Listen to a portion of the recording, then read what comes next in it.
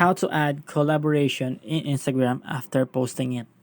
So if you find this video helpful, click the subscribe button and the bell icon on so you will be updated if there are new uploads in this channel.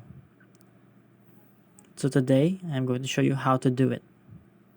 So open up your Instagram account, and in your Instagram account, you will be directed usually in your home page. So to do this, first go to your profile. Once you are in your profile, you should choose a post that you want to have a collaboration with someone. So I will choose this one. And the next step would be to click the three dots above. As you can see, there are three dots above my post. Just click on it. And then what you need to do is go to the edit option. So in the top, you have there a location. As you can see there. So if you go back, there should be an add location and an add partnership.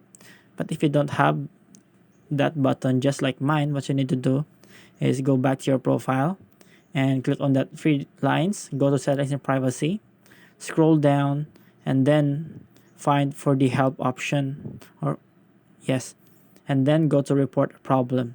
So just continue, include and continue, and then you can type in your concern on why don't you have a button for collaborative partnership.